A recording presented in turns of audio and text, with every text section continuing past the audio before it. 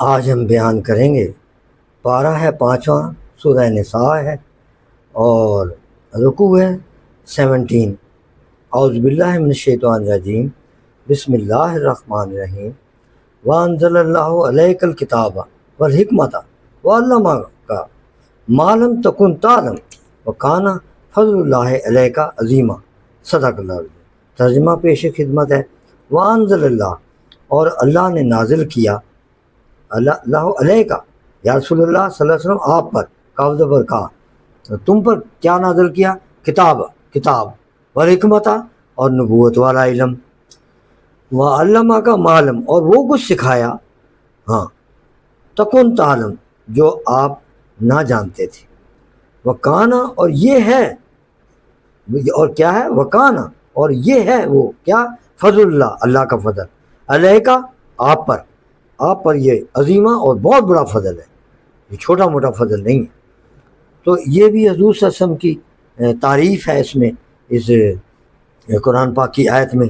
اول تو یہ کتاب، یہ کہ آپ پر کتاب یعنی قرآن کریم اتارا، دوسرے کہ آپ پر حکمت اتاری، تیسرے کہ آپ کو علم غیب بتایا، چوتھے کہ آپ پر اللہ کا بڑا فضل ہے۔ کتاب حکمت کا ذکر فرمانے سے پتہ لگا کہ آقا نامدار صلی اللہ علیہ وسلم کے جو ارشادات ہیں، یعنی احادیث پاک، وہ وحی الہی ہیں۔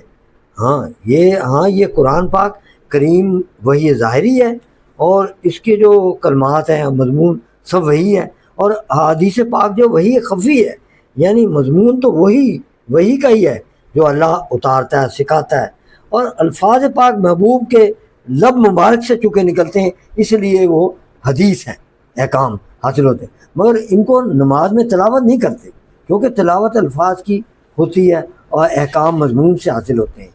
اسی طرح حدیث پاک سے قرآن پاک کا نطق ہو سکتا ہے۔ سجدہ تعظیمی غیر اللہ کے لیے جائز ہونا قرآن سے ثابت ہے، مگر احادیث سے منسوخ ہے۔ اسی طرح قرآن پاک سے معلوم ہوا کہ ہر وفات پانے والے کو کی جو میراث ہے اس کے ورثہ لیں گے، مگر حدیث سے معلوم ہوا کہ انبیاء کرام نہ کسی اہل قرابت کی میراث لیں گے اور نہ کسی کو ان کی میراث ملے گی۔ تو اس طرح حدیث پاک بھی وہی الہی ہے، ورنہ کتاب کے ساتھ حکمت کا ذکر کیوں ہے؟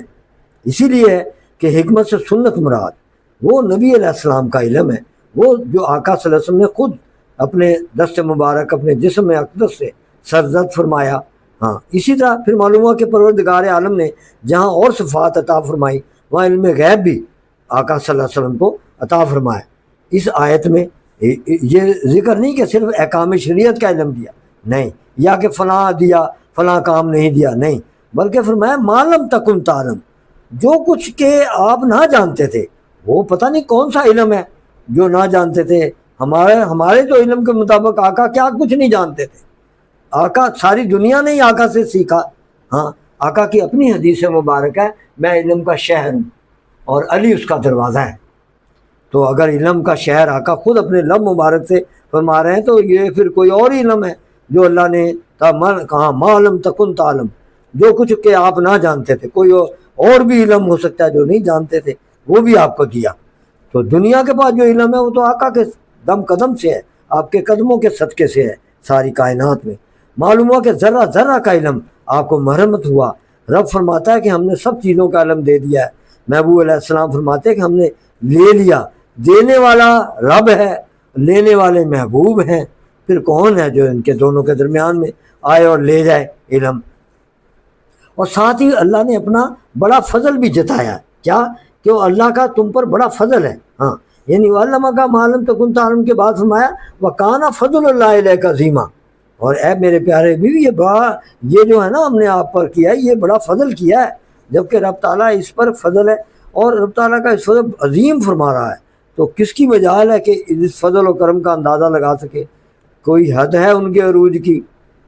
بالا غل لاب کمال ہی کشفت جاب جمال ہی حسنت جمیع خصال ہی صلو علیہ وآلہ وصحبہ۔ تو یہ رب العالمین نے اپنی صفت بیان فرمائی، وہ العلی العظیم، حضور علیہ السلام کے اخلاق پاک کو عظیم فرمایا اور دنیا کی ساری نعمتوں کو فرمایا انک لعلی خلق عظیم۔ یہاں اللہ کے فضل کو جو حضور صلی اللہ علیہ وسلم ہے عظیم فرمایا، اور دنیا کی ساری نعمتوں کو فرمایا قلیل ہیں، یعنی تھوڑی، کل متاع الدنیا قلیل، اس سے معلوم ہوا کہ جس طرح سے اللہ تعالیٰ کی عظمت کا اندازہ نہیں لگایا جا سکتا، اسی طرح رب کی دی ہوئی عظمت مصطفیٰ علیہ السلام بھی مخلوق کے علم سے باہر ہے۔ وآخر دعوانا الحمدللہ رب العالمین والصلاۃ والسلام علیک یا خاتم النبیین۔ صدق اللہ علیہ۔